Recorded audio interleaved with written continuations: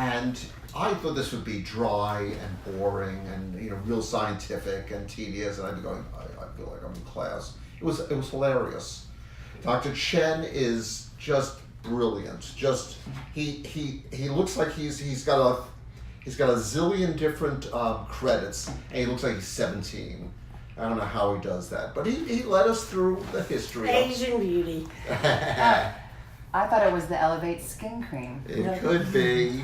He led us through a whole bunch of history and the story of, and I sent Janice and Joanna pictures from it, which included some pictures of labels well into the 1930s, where cannabis was still perfectly legal. Like I said, it was in Sears catalog in 1898. Yeah, well, even more recently, actually. It's quite amazing. 1898 is a long time to be selling cannabis and other drugs in a catalog. Well, especially since it was first used 3,000 years ago in China by an emperor who, discovered that this herbal medicine, and the Chinese love herbal medicines. Go to a Chinese herbalist, you'll be dazzled. And he found it was really working. So it's only been until recently. Anyway, they went through the various studies, and being medical people, they were far more cautious than others. They were, we haven't had, because of government restrictions and corporate restrictions, we haven't had the $1 billion, double-blind tests. But from what we can see, something's going on here, particularly with CBD.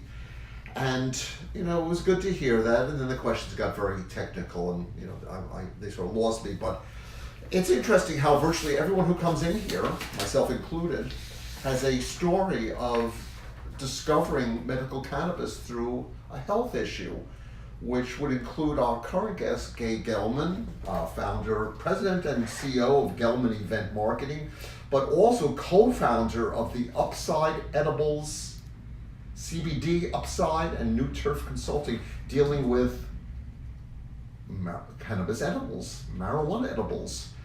Gay, tell us about the illness that led you to cannabis. Well, I have two sisters. Fortunately, I have two sisters, and unfortunately, both have cancer. And one sister, during chemo, found cannabis to help her through the journey. Thank you. And the other sister has a very, very rare disease, and it helped her also through the procedures. My mother had severe arthritis, shoulders, back, and knees, and every quarter I would take her for shots.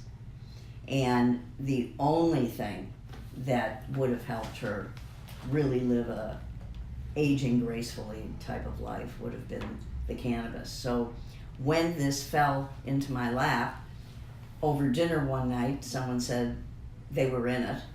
I tried to get a license in Illinois and couldn't get it because Big Pharma got it. But along the way, met a whole bunch of people. The first thing I did was call my cousin out in California because I thought that probably he would know something. He had a dispensary, edibles, the whole 9 yards. I said, why don't you send me your blueprints so I can try and get an application done in Chicago. So we became friends. I didn't get the application, I didn't get the license. And then the fruit product that we're selling came to me through a friend who is a engineer of food, used to be with Kraft. This is a whole fruit, no GMOs, no preservatives, no dyes, vegan. And I said, you know what? This is a healthy product. I looked at the industry and I said, there's no healthy products in THC. CBD was not even on the radar at the time.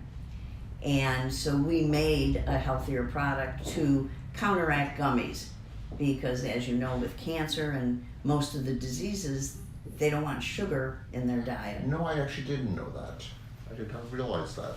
Sugar is a inflammatory. And it feeds the cancer cells. That's right. Exactly, Janice. And sugar is not good in any of those diseases that cannabis actually counteracts. So we wanted a no sugar, we wanted something healthy, and we created this fruit product. And then I went to a food show and I found apricots, and I said we can dip those in a sugar-free chocolate. So that became that. So the CBD is inside the chocolate. There's CBD and THC in the THC product.